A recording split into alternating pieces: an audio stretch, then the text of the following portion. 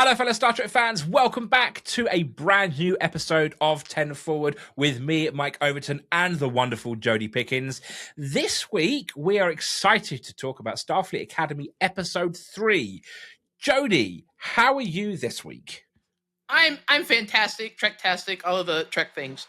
I'm having a great time. Yeah, why not? Exactly. It was new Trek season. It's always a good time. Absolutely. So, this week we're talking about Starfleet Academy Season 1, Episode 3.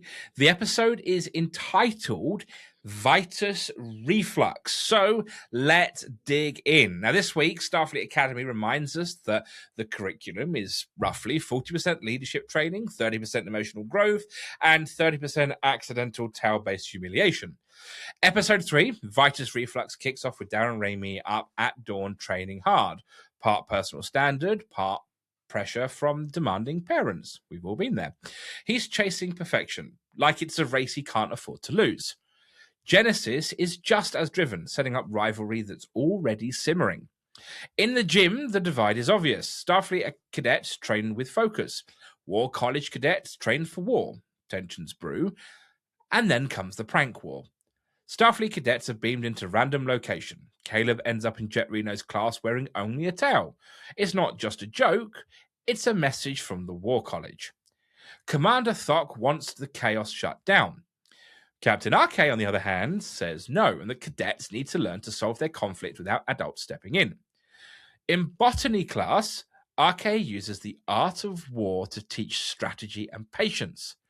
The garden is the lesson. Don't react, plan. Genesis signs Caleb up for the team sport. CALICA.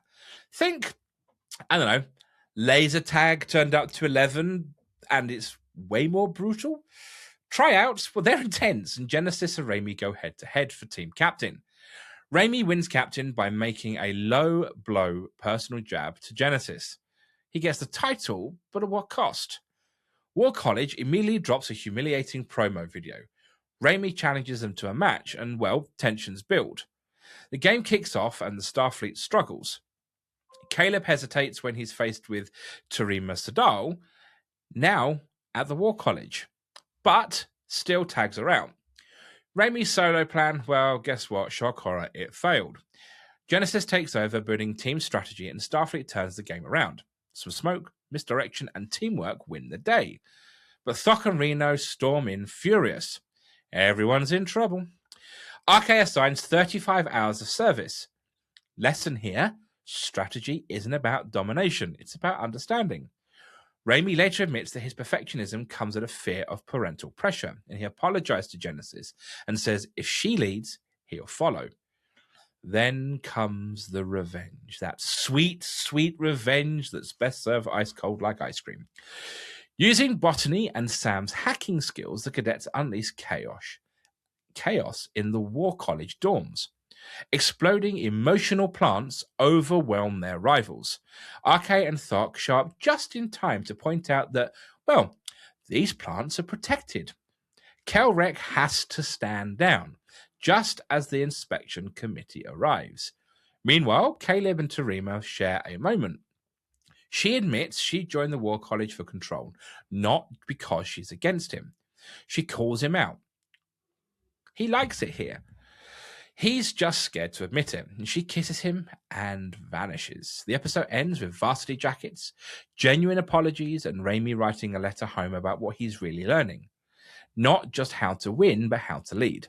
Vitus Reflux turns a prank war into a real test of character, and for the first time, Caleb Meir looks like he actually wants to stay. Jodie, I tell you what, let's kick this off. I want to talk about the Vitus Reflux plant. Were you getting a huge little kind of plants that replied back to everything you say in a really high-pitched voice? I want one. Did you get a little, I'm a musical theater person, so a little Shop of Horrors Audrey 2 plant. Do you know about this? Oh my gosh. I was so excited about this plant. I also kind of got Mandrake vibes for some reason from Harry Potter. Oh, yeah. I think it's a combo of the two. Absolutely. I love that they repeat back the emotions and the thoughts. And yeah. And whatever you say. Fun. Right. It's just like, I mean, the perfect I think copycat. Well, almost like mockingbirds. Yes. So many movie references we can make right now. Anyway, I really like them because when they're tiny, they are so high pitched and squeaky. But once they're given the growth serum and they're thrown into the War College dorms and they grow, the voices get deeper and deeper and deeper and deeper. And I just thought it's brilliant. It's one of those things that it would genuinely happen. You look at like really tall people, they have very deep voices. You look at shorter people, they have very high pitched voices. It's just, I think they just anatomically correct. There we go. That's the word I was looking for. But I just thought, do you know what? It's a really, I just thought it was a really fun way to teach the cadets the lesson of patience. It was, and I love that it was Ake leading that botany class. That she was one using this plant species in particular to convey her message and her not so subtle hints about how to handle the War College cadets. That scene where they're all being told off by Ake, and then she's turning around talking about the tail in his eye and that she expects growth. Could she make the hint any clearer? I also have to mention in this scene that Caleb references her accordion pajamas, and she lets them know that they are warp cores. Where are my warp core pajamas, people? We need warp core pajamas. Yeah, well, we also need varsity jackets and hoodies. Don't even get me started. More on that in a minute. Look, CALICA, what an interesting game. We talked about this a little bit earlier, but I love that in Star Trek we have this history of training games or just recreational games, whether it's been on the holodeck or through Starfleet or whatever. But this is a new era of that, and oh my gosh, did we get all aspects of it, didn't we? Yep. And I think we talked about Sam and her reaction to the whole activity. Hang on, before we talk about Sam, what I really like, what is interesting about CALICA from my perspective, you can tell this has come from a time of war. Because if it is, I mean, at one point Reno turns around and says, this is to demonstrate real warfare. And actually, you can tell that this game has come around because of the burn and because of what Starfleet has been going through for the last 100 years. And that is tying back in. And I also think it's interesting that both schools are essentially playing the same game. They're head-to-head with each other in the same game, which, again, clever writing, I think, because... I'd love to know what the writers' room what they were going up with, going, we need a game, what can we have? And someone just goes, extreme laser tag. Because it was just that, wasn't it? I mean, it was dark, it was fiery, it was intense. I mean, that scene where they cut to Sam and she's screaming. This is not laser tag. She's literally sat on the side going, so it's like an advanced level of a laser tag. And then Rena goes, yes, of course. It's like an advanced game of laser tag, in that sarcastic voice that she has. To her instant cut, to her essentially on a mock battlefield, plumes of fire and explosions, shouting at the top of her lungs, this is not a game of laser tag. I just thought was the funniest thing. I loved that whole scene. It was brilliant. I've never related to a plutonic species more in that moment. That was Did you also catch that one of the dots said ow? Yes. When was it Reno? Someone, I don't remember who it was. Whoever was signing up, I think it might have been Reno. She's talking about signing up for the team, and then she smacks this dot on the head, and it actually turns around and says ow. So I'm wondering, do they feel? Maybe. Who knows? Well, we know they have emotion because we saw that in season 4 of Discovery, where the dot sacrifices itself. Right. And it's almost screaming, as it were. So we know they have emotion, but do they have feelings as well? They must now. I'm okay with it. Yeah, so am I. I just think they're great. I'd love a dog. Can we have, we need dots. We need dots, and we need Funko Pops of those plants, please. No. We just need those plants. We just need. Yes. Look. How many kids' toys are there in Walmart and Costco and the rest of it that recite things back to you in a silly voice? Please, somebody make one of those in a plant and just make my day. Take a Nintendo plant and make it happen. Yeah, exactly. Right. But yeah, no, I really enjoyed the Vitus Reflux prank. I really enjoyed CALICA Sam when it was fantastic, but I also really enjoyed the fact we got to see the more sensitive side to Reymi. There is that scene where he goes up to Reno and is like, "Is there something wrong with my pad?" And she's just scrolling through all of these unread messages that he sent to his parents, and he's had no response back from. And I really like the advice that she gives him, which is, if a message is what was it? It was, if you're having to hunt this hard for a message, it's not worth hunting for, or something along those lines. And it's so true. It's so true. Just a poignant message. And I think that's something I really enjoyed about this entire episode, whether it be from Ake or Thork or Reno or even the cadets. There are some strong messages here. And this is why we have to rewatch Academy, because there's so much being packed into these stories in these first few episodes. I love that moment with Reno and Reymi, because we got a lot of his story this episode, which I appreciated. And it really moves not only the characters along, but the storyline along. Yeah, absolutely. And we have to also acknowledge in that scene my favorite moment of the entire episode. So, we have Jet Reno giving this heartfelt, emotional advice to Reymi. Laura Thok then storms in saying, "Have you forgotten about dinner?" So instantly we're kind of like, what's going on here then? And to this whole debacle where we end up with French Klingon fusion food for dinner. And I think my favorite part was when she's walking away, and then Jet Reno says, "Goodbye, my love," and just get this in return. I just thought it was brilliant, and I just thought it was a nice, clever way to show that, and just to show this relationship that you have two very, very different characters, right? But both strong-willed. Well, exactly, but they work so well together.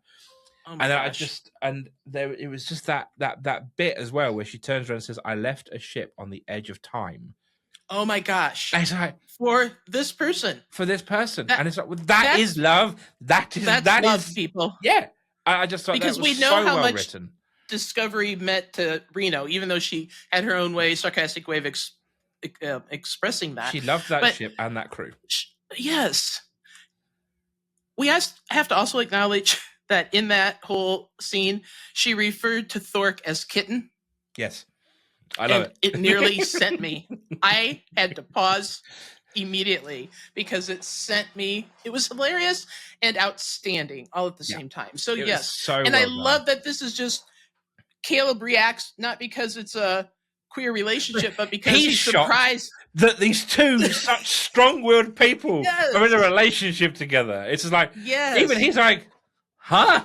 And also the fact that they've managed to keep it a secret for so long. But it's obviously, the signs have been there from day one, but nothing kind of really clicked together until we got this moment. So I just thought it was a very clever bit of writing on the writer's part, all the way through. And performed chef's excellently kiss by the two incredible actresses. Yes.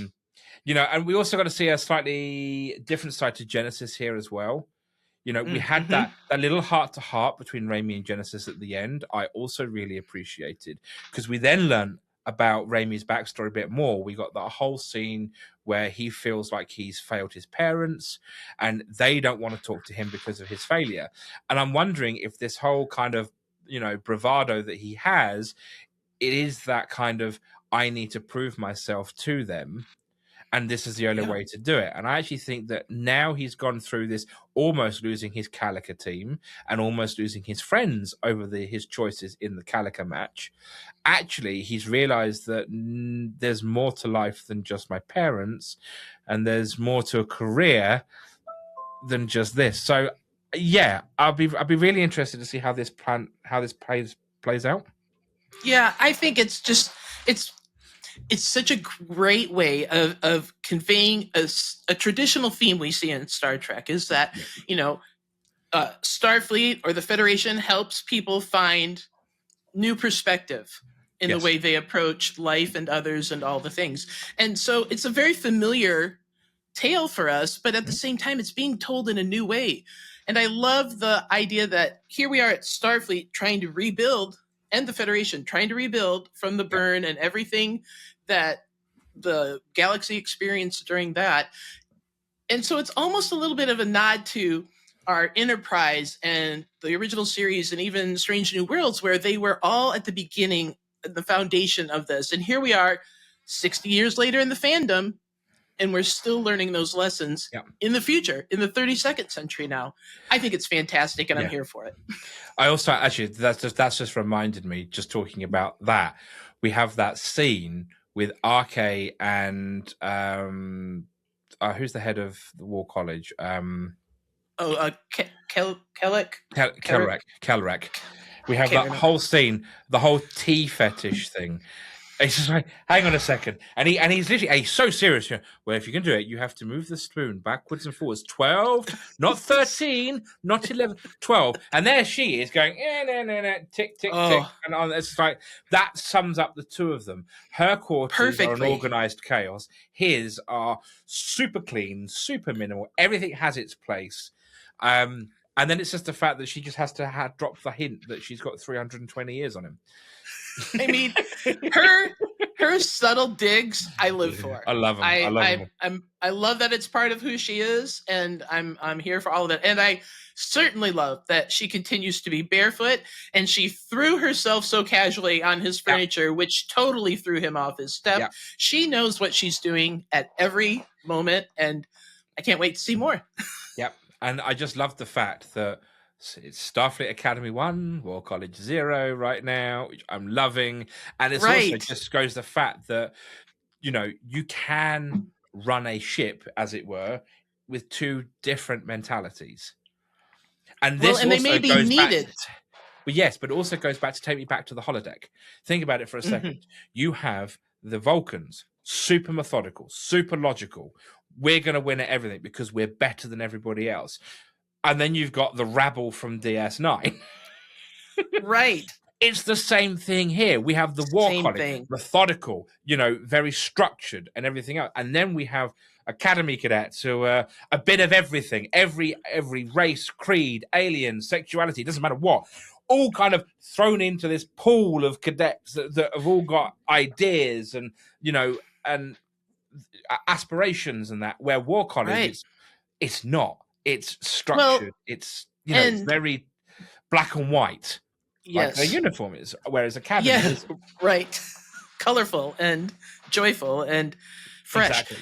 I like, too, that it really symbolizes all of these cadets coming from an era, 100 years of the burn, where they were all fighting for their own existence in their own way. And there was no continuity of a Federation or a Starfleet to protect the galaxy. So it really, we have to take the experiences they're having and these lessons they're getting at the Academy on both sides from that perspective. And that's new for us because everything we've seen before has either been the beginning of the Federation and Starfleet or the existence of Starfleet and the Federation. We've never seen the end of Starfleet, which is kind of what we got with season 3 of Discovery. Right. And it's gradually kind of clawing itself back to what we know and love. Absolutely. I think that the writers have done an outstanding job on this episode. There are some pacing issues in the middle where it gets a little bit slow, but the episode, I think, makes up for that as a whole. And I just think all of the lots of little stories that are kind of, you know, intersecting with each other that, you know, I mean, what was it? We got to hear the meaning of Jaden's name. Whether that's true or not is a very different story. You know, because I don't really think Jaden in Klingon means, what was it? He who crosses oceans of fire. Right. Somehow, I think it probably means something completely different. You know, Klingons have really bad sense of humors because, you know, what is this guy doing in my Ma'orat Gree? screaming. Sure, whatever it is, I'm sure it probably is screaming. You know, it's just they have done such an amazing job of not only just giving us character arc and character development in these first 3 episodes, but they're also telling and moving the story forward. And that to me that's impressive in these early episodes. And if this is a sign of what's to come, then we're in for a heck of a ride. And I'm excited about it. I agree with you about the pacing. It did slow down, but like we talked about earlier, we have a long history in Trek of games, holodeck activities, whatever, and that take up the storyline. And like we said earlier, not when we talked before the episode, this was DS9's baseball episode. Yes, absolutely. Right? Absolutely. Building a team, a camaraderie, understanding one another, slow game of baseball, slow bad game of baseball, but we were there for baseball was that entire episode, but it was all about lessons. And that's what this was. And I'm in full support of it. Yeah, loved absolutely. it for it. And do you know what? There's just so many little things in this episode as well. Oh my gosh! And, I've watched this episode three times now, just to kind of get them all. And it's just like, because this is I think this is the first Academy episode directed by Doug Aronofsky. Yes. He was in the CALICA tryout scoreboard. Yes, which I thought was a nice little Easter egg. But also, I just think the fact that you have RK here, who references. I mean, she references respect. Mm-hmm. You have to respect the opponent. Like in the Art of War. And there's some quotes here, which was, if you know the enemy and you know thyself, you not need fear the result of 100 battles. Right. She's going here. She's trying to explain to these cadets that no matter how much they antagonize you, play the long game. The long game is where it's at. Again, but it's those things that are written and stitched into the episode, and they play out all the way through. It's just so all the way through. Yeah. And I love that the overarching message from her was about growth and empathy. Yeah. And I would just like to repeat those words, growth and empathy, for the entire world to hear over and over and over again, because it's a message we need now. Absolutely. In this very time. And I think so it's poignant. It's an important episode for that, if anything. But you're right. It is an episode that is warranted a rewatch because there's so much in there. Yeah. I have to also point out, I loved that when the cadets decided to go rogue and have their own CALICA match, that they did it in the atrium, and that backboard of all the legacy heroes of Starfleet is just there, huge and present through that whole moment. And think about lessons learned. That's huge. Exactly that. I think my favorite Easter egg from that entire episode is the motivational sign for Academy. I'm going to butcher this because it's Latin, but it's non est ad astra molles et terres via, which translates to there is no easy way from the earth to the stars, which I think is poignant because then it ties back to ad astra per aspera, through hardship to the stars. And I just always think that everything has that message always going through it, the hardship. There's no easy way, and again, that message ties perfectly into this episode. Oh, yeah. I don't think they're doing anything that isn't purposeful in these episodes right now. I mean, there's fan nostalgia there. There's funny moments, but there's also all this nods to our past and to the future of Trek and Starfleet in every detail, in the fabric of this show, and from the props and the slogans that are used and everything else. Yeah. And we can't leave today without recognizing the Lappy. Mugado and Lappy. I mean, sod the Mugado. It's all about Lappy. Lappy the Lapling. I'm like, it just is. Schools have mascots. We have them. Some of them, we don't even know what they are. These, fantastic. Yeah, absolutely. And I don't know what to think about the War College having the Mugado. I just don't. No, but it kind of does tie in, though, doesn't it? So It does. Again. Okay, then. Right. So let's recap then. Now that the introductions are out of the way, Starfleet Academy starts leaning into its core premise. Young cadets learning who they are. In episode 3, Vitus Reflux dials down the stakes and puts the spotlight on personal growth, rivalry, and just a little bit of chaos. I think this is Darem's episode. Yeah, he finally gets some depth and we get to see him try and fail to impress his distant parents. I think George Hawkins gets a real moment here, showing us that Darem's intensity masks a quiet desperation. The episode leans harder into the tone, the lighter, the funnier, helped along by Tig Notaro and Gina Yashir, now a couple, which gives Thok more personality beyond the shouting. Let's face it, we love the shouting. Holly Hunter handles the tonal shift with ease, but Bob Picardo's Doctor is missing, and I think that's one of the saddest parts of this episode. Now, still, the younger cast steps up. Carice's Brooke Sam continues to charm, and Genesis cements herself as the group's leader, even if her cool head hides a few cracks. Caleb realizes the lone wolf act won't cut it forever. Tarima's story adds another layer, free from Beta Zed's shield, but still struggling for control. The War College rivalry continues to be a great way to explore Trek's big ideas. Arcade's philosophy of patience and empathy clashes with the War College's harder edge, born from surviving the burn. The prank war is fun, but it's not pointless. It's a crucible. CALICA gives the cadets a chance to test themselves, fail, regroup, and win not by brute force, but by strategy and teamwork. It also lets characters bounce off each other in new ways, with Genesis and Reymi's friction pushing both forward. World building kind of takes a step back, though we get hints that the Academy itself is being judged by higher powers. The show's clearly threading a bigger arc, but for now, it's staying focused on the characters. Vitus Reflux is a lighter, messier episode, but it works. It deepens characters, strengthens bonds, and reminds us that Starfleet isn't built on perfection. It's built on learning, and the tone might not be for everyone, but this is what Academy is, and I think it's off to a solid start. Thank you for tuning in to this week's episode of 10 Forward. I have to say, we've only got 7 weeks left to go. Don't say it, Mike. Don't say it. Remember, you can catch up with more of us here at the Clonestar Podcast at our website, clonestarpodcast.com, which has got all of our social links, a link to our Patreon if you'd like to support us.